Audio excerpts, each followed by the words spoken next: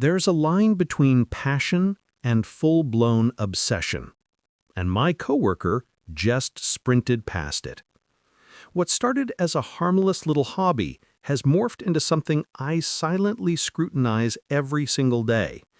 And honestly, I don't know if that makes me a jerk or if their behavior has truly gone off the rails. Before we continue, let me know where you're listening from. It always amazes me how stories like this connect us, no matter where in the world we are. And thank you, really, for taking the time to hear mine. I work in a mid-sized office. We're not corporate skyscraper big, but not a tiny mom-and-pop setup either. Just enough people that you know everyone's name, but not enough that you can avoid the quirks. And oh, trust me, the quirks are plentiful. But no one, and I mean no one, has quirks quite like Derek. That's not his real name, obviously, but it fits. Derek is in his mid-30s, always a little too chipper at 8 a.m., the kind of guy who wears themed socks and makes dad jokes during meetings. At first, he seemed harmless, endearing even. Until the pens. Yes, pens. Not just any pens, though. Derek is obsessed with rare fountain pens. When I say obsessed, I don't mean he just likes them, or that he collects a few on the side. I mean his entire personality is built around them. If you ask him about the weather, somehow it'll connect back to ink viscosity. Mention you're signing a birthday card, suddenly you're getting a 5-minute lecture about nib sizes and paper absorption. The first time I noticed, I brushed it off. He brought in a sleek black pen with gold trim, signed a document, and said, nothing like a Mont Blanc Meisterstück 149 to make the ink dance. I chuckled politely. Whatever, everyone has hobbies.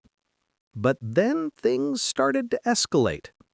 One morning, I walked into the office kitchen, still half asleep, and there was Derek polishing pens, like full-on velvet cloth, little bottles of ink, the works, at 8:15 in the morning. He looked up, beamed, and said, "Want to see something amazing? This is a limited edition Nakaya, handmade in Japan. Took me 3 years on a wait list to get it." I nodded, mumbled something about coffee, and slipped out. But from that moment, it was like the floodgates had opened. Every day, another pen, another story, another unsolicited show and tell. Team meeting, Derek's jotting notes with a pen worth more than my rent, making sure everyone notices the gleam. Lunch break, he's pulling up pen forums on his phone, shoving reviews in people's faces. Friday happy hour, guess who's still talking about resin blends while everyone else just wants to drink their beer in peace? And the thing is, no one else seems to care as much as I do. Some coworkers laugh it off. Some indulge him with polite questions. But me? Every time I feel my patience thinning, my internal eye rolls getting sharper. I mean, am I crazy for thinking this is too much? One incident in particular pushed me over the edge. We were prepping for a client presentation. Big deal. Lots of moving parts. Stress levels were high. Derek, instead of focusing on the actual slides, decides it's the perfect time to pull out a brand new fountain pen. "Guys, look at this beauty. Limited release, only 50 made worldwide. The craftsmanship is unreal." I stared at him, waiting for someone else to shut him down. No one did. Our boss just gave a half smile and muttered, "Very nice, Derek," before steering the meeting back on track. Meanwhile, I sat there thinking, seriously? We're on a deadline and you're flexing ink flow rates? In that moment, I realized I wasn't just annoyed. I was judging. Silently, harshly, relentlessly. And that's where my internal debate began. On one hand, what's the harm? It's just pens. He's not hurting anyone. Everyone needs an outlet, right? Who am I to roll my eyes at someone else's joy? But on the other hand, there's passion, and then there's domination. There's sharing, and then there's hijacking every interaction. Isn't there a line? Doesn't workplace etiquette demand at least a shred of self-awareness?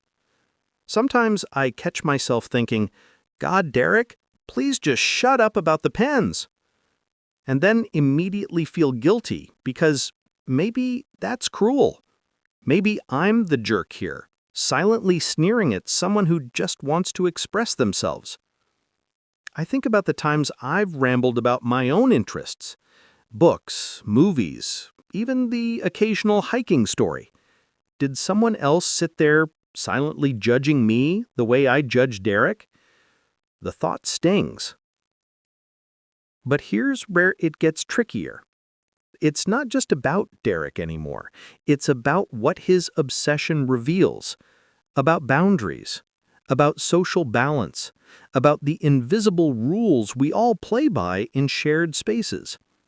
The workplace is like a fragile ecosystem.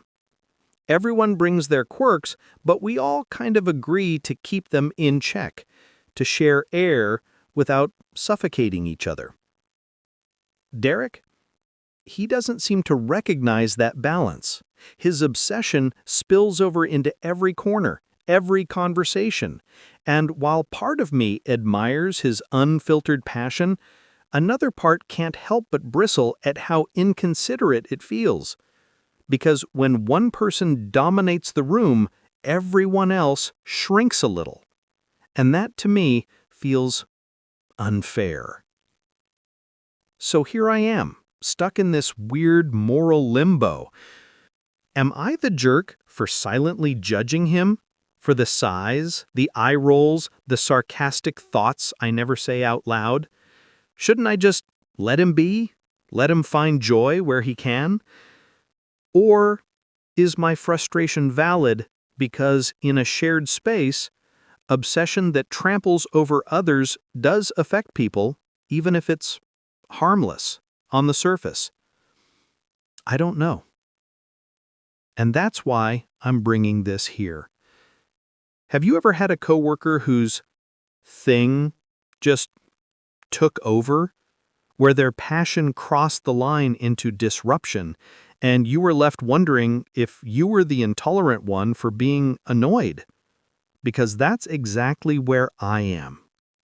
And every day when Derek pulls out another gleaming pen and starts his monologue, I wonder, am I the jerk for silently judging my coworker's obsession? Or is there a point where quirks stop being charming and start becoming, well, too much? Thank you for taking the time to hear my story, and please tell me what you think. Am I the jerk? Or is Derek? Or maybe both of us?